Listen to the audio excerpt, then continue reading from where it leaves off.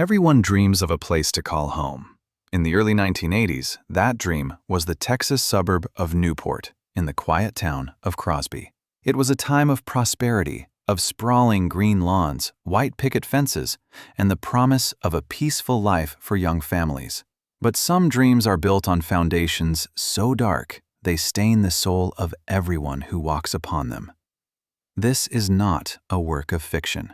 This is the documented, terrifying reality of the Black Hope curse. A true story of a neighborhood that discovered they were sharing their bedrooms with the restless dead. Newport was a shining jewel of suburban development. Hundreds of families flocked here, seeking a piece of the American dream. Among them were Sam and Judith Williams. They were looking for a fresh start, a safe place for their children to grow. What they didn't know, what the developers at Gulf State Utilities never told them, was that Poppet's Way, the street where they bought their beautiful brick house, was paved over a forgotten and blood-soaked history. A history of suffering and a cemetery known as Black Hope. Sam and Judith moved into their home on Poppet's Way in 1982. On the surface, it was perfect, but the house had an immediate weight to it, a density that Judith felt the very moment she stepped through the front door. It wasn't just the humid Texas heat. It was a cold, stagnant pocket of air that seemed to follow her from room to room. Sam, a practical man who believed in hard work and logic, dismissed it as the new house jitters.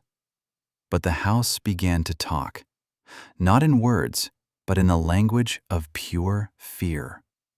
It started with the odors.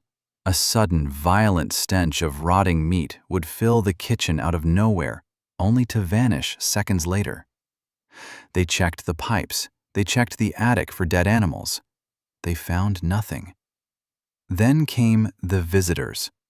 Judith would be folding laundry in the afternoon sun when she'd see him out of the corner of her eye, a tall, shadowy figure standing motionless in the hallway. When she turned, he was gone, but the feeling of being watched, of being an intruder in her own home, never left her. Their pets were the first to truly break. Their German shepherd, usually a brave and loyal guardian, would stare at the empty walls and whimper, refusing to enter the master bedroom. One night, Sam woke up to the sound of rhythmic thudding coming from beneath the floorboards. It sounded like someone was trying to knock on the bottom of the foundation from underground. He grabbed a flashlight and went outside, thinking it was a stray animal or a loose pipe. The yard was silent. The ground was undisturbed. But as he stood there in the dark, Sam felt a chill that had nothing to do with the night breeze. He looked at the dirt under his feet and felt a primal, gut-wrenching urge to run. The Williams family wasn't alone in their terror. Their neighbors, Ben and Jean Haney, were living a mirror image of the nightmare. Jean Haney was a vibrant woman, but she began to fade as soon as they moved in. She was plagued by vivid, soul-crushing dreams of a woman in a tattered dress standing over her bed, screaming silently. Ben, meanwhile, was fighting a losing battle with the earth itself. Every time they tried to plant trees or a garden to beautify their yard, the life was sucked out of the seeds within days. The soil of Poppet's Way was cursed. It was a soil that rejected life, for it was already saturated with death. In 1983, the Haneys decided they wanted a swimming pool to escape the Texas summer. They hired a contractor to dig out the backyard. It was a hot Tuesday afternoon when the backhoe's metal teeth struck something that didn't sound like a rock. It was the sickening sound of splintering old wood. The driver stopped the machine. Ben walked over to the pit, wiping sweat from his brow. There, sticking out of the gray Texas clay, was the corner of a heavy wooden box. And inside that box, partially visible through the rotted wood, was a human skull staring back at him. This was the moment the dream died, and the true horror began. This wasn't a random bone or an old relic. As they kept digging, they found another coffin, and another. They had unearthed the graves of Betty and Charlie Thomas, two souls buried there decades before the suburb was even a thought. The developers hadn't just built near a cemetery. They had leveled it, removed the headstones, and sold the plots to unsuspecting families as prime real estate. Sam, Judith, and the Haneys finally understood the truth. They weren't just living on a quiet street. They were living on a mass grave of 60 people who had never been moved. The spirits of Black Hope were no longer just a feeling in the hallway. They had been disturbed, unearthed, and they were furious. The legal battle was about to begin, but the supernatural toll had already started to claim its first victims. The residents of Poppet's Way were about to find out that when you build a house on a lie, the truth will eventually dig its way out. The discovery of the bodies beneath the Haneys' backyard changed everything. It was no longer a matter of creaky floors or overactive imaginations. The horror had a name, and it had a face. But instead of the developers halting work or offering to relocate the families, the response from the corporate offices was a wall of cold, calculated silence. This silence, however, was not mirrored in the houses of Poppet's Way. As the graves were disturbed, the activity transitioned from subtle psychological dread to blatant, aggressive haunting. Judith Williams was the first to experience the physical manifestation of the anger that now saturated the air. One humid afternoon, while she was alone in the house, she felt a sudden, freezing draft in the kitchen, a cold so intense it frosted her breath. As she turned to leave the room, she felt invisible hands shove her with immense force. She stumbled forward, barely catching herself before hitting the counter. There was no one there. The house was locked, but the bruises on her arms the next morning were dark, purple, and very real. The tall, shadowy figure Sam and Judith had glimpsed in the corners of their vision was now a constant presence. He was no longer hiding. He would stand at the foot of their bed at 3 a.m., a silhouette of absolute darkness that seemed to swallow the light. Sam would wake up paralyzed, unable to move or scream, watching the figure loom over his wife. It was a classic case of sleep paralysis, or so the doctors would later say, but Sam knew better. The room smelled of wet earth and ancient decay every time the figure appeared. Next door, the Haneys were facing a different kind of psychological warfare. The voices had started. Jean Haney reported hearing conversations coming from the bathroom drains.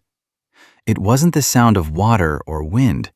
It was the distinct, low murmur of multiple people talking at once, as if a crowded room existed just beyond the pipes. On several occasions, the toilets would flush repeatedly on their own, and the water would turn a dark, rusty red. Electrical interference became a daily nightmare for the neighborhood. TVs would snap on in the middle of the night, blaring static at full volume. Blenders in the kitchen would whirl to life while unplugged. Light bulbs would shatter in their sockets for no apparent reason. It was as if the spirits of the Black Hope Cemetery were using the very infrastructure of the modern world to scream their presence to the living. But the most terrifying aspect of the curse was the toll it began to take on the health of the residents. Jean Haney, once a woman of great energy, began to wither.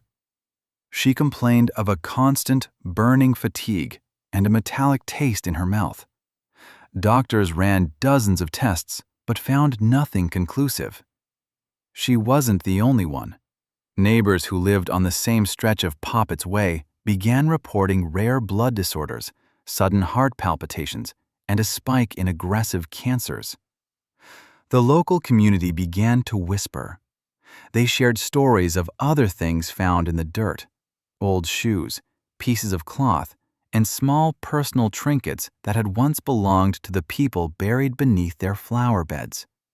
The realization that they were living, eating, and sleeping on top of 60 human beings was corroding their sanity.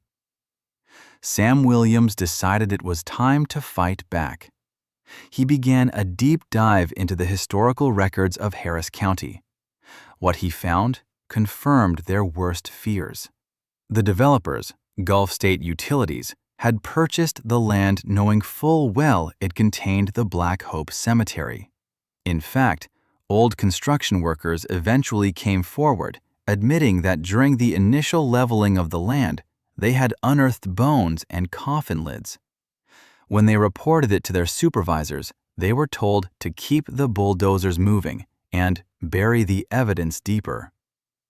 The greed of a multi-million-dollar corporation had led them to pave over the lives of former slaves, treating their final resting place as nothing more than a hurdle to be cleared for profit. The residents of Poppet's Way weren't just victims of a haunting, they were victims of a massive, organized cover-up. Armed with this knowledge, Sam and Ben Haney began to rally the neighbors. They weren't just fighting ghosts anymore. They were going to war against the people who had sold them a graveyard and called it a home. But as the legal wheels began to turn, the house on Poppet's Way seemed to sense the conflict. The hauntings reached a fever pitch. One night, the Williams' daughter was found screaming in her room, claiming that the people under the floor were trying to pull her down. When Sam rushed in, he found deep, muddy handprints on the carpet leading from the center of the room to the wall. Handprints that didn't match anyone in the family. The dead were no longer content with being remembered. They wanted the living gone. As the families of Poppet's Way realized they were living on a mass grave, the fear turned into fury. Sam Williams and Ben Haney weren't just fighting shadows anymore. They were facing a corporate giant. They filed a massive lawsuit against Gulf State Utilities, the developers who had sold them their homes. They demanded the truth, they demanded relocation, and they demanded justice for the 60 souls they were inadvertently trampling every single day. But in the state of Texas, a courtroom can be just as cold and unforgiving as a haunted house. The legal battle was a brutal, soul-crushing marathon. The developers hired high-priced attorneys who used every trick in the book to delay the case. They denied any prior knowledge of the cemetery, claiming that the discovery of the coffins in the Haney's backyard was an isolated incident. But the residents had an ace up their sleeve. Former construction workers, haunted by their own consciences, began to come forward. They testified under oath that during the initial clearing of the land in the 1970s, their bulldozers had repeatedly unearthed human remains. They described seeing white, sun-bleached bones scattered in the dirt. When they brought these findings to their supervisors, the response was always the same. Keep digging. Bury it deeper. We have a deadline. Despite this explosive testimony, the spirits of Black Hope didn't seem interested in the legal proceedings. The curse began to demand a physical toll that no lawyer could argue away. Illness started to sweep through the neighborhood like a silent plague. Jean Haney, who had been the heart of the resistance, was failing fast. Her mysterious condition worsened until she could no longer walk. Doctors were baffled by her deteriorating organs, which seemed to be aging at an accelerated rate. She wasn't the only one. Multiple neighbors reported sudden, aggressive clusters of cancer and rare blood diseases. It was as if the very air inside their homes had become toxic, infused with the decay of the cemetery beneath them. The tragedy struck its darkest chord when a young girl in the neighborhood died suddenly from a rare, lightning-fast illness. The grief-stricken parents were convinced it was the house. They reported that in her final days, she talked to the people in the floor, saying they were lonely and wanted her to come play with them. The community was paralyzed with a mixture of grief and primal terror. Was the land reclaiming the living to compensate for the desecration of the dead? Inside the Williams home, the atmosphere had become unbearable. The tall, shadowy figure was now joined by others. Judith reported seeing shadow children running through the backyard at twilight, figures that moved with a jagged, unnatural gait. The rhythmic thumping under the floorboards grew louder, vibrating the furniture, as if the 60 residents of the Black Hope Cemetery were collectively knocking on the doors of the living, demanding to be let out of their paved prison. Then came the day of the verdict. The families gathered in the courtroom, exhausted and financially drained, hoping for a miracle. But the judge's decision was a final, crushing blow to their spirits. The court ruled in favor of the developers. In a twist of legal cruelty, the judge suggested that because the Haneys had disturbed the graves by digging their swimming pool, they had technically interfered with the burial site themselves. The corporate giant walked away scot-free, while the families were left with homes they couldn't sell, debts they couldn't pay, and a graveyard they couldn't escape. The psychological impact was devastating. Some neighbors simply broke. There were reports of nervous breakdowns and sudden, unexplained disappearances of family pets. The American dream had officially become a tomb. Sam Williams stood in his living room that night, looking at the walls he had painted with such hope only a few years prior. He realized that the law wouldn't save them. The dead were the only ones with the power now, and they were making it very clear. Poppet's Way belonged to them. The resistance began to crumble.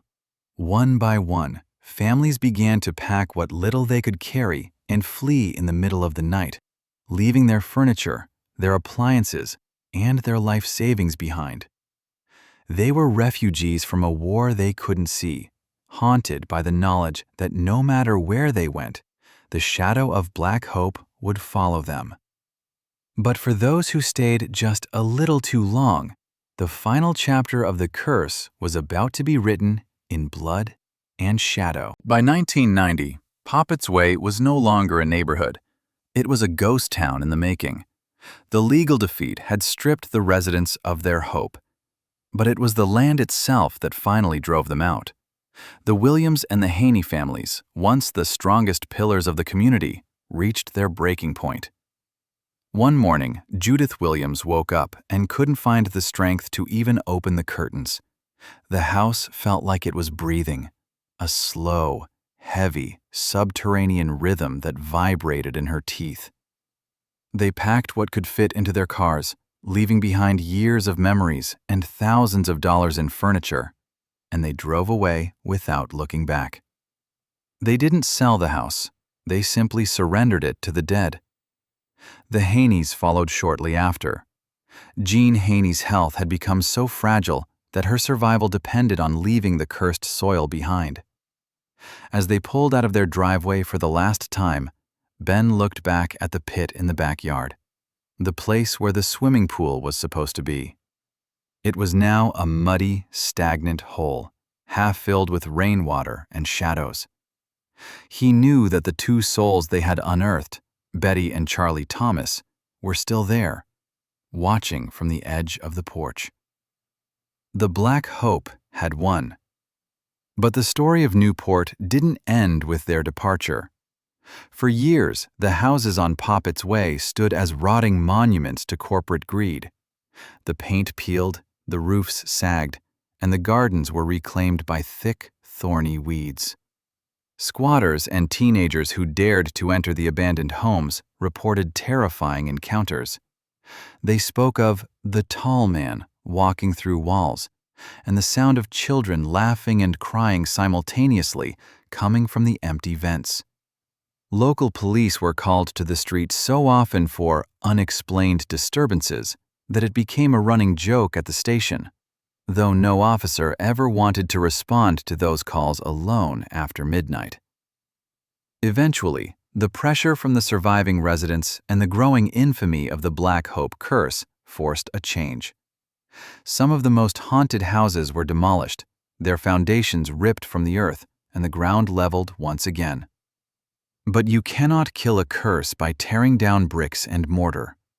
The bodies are still there.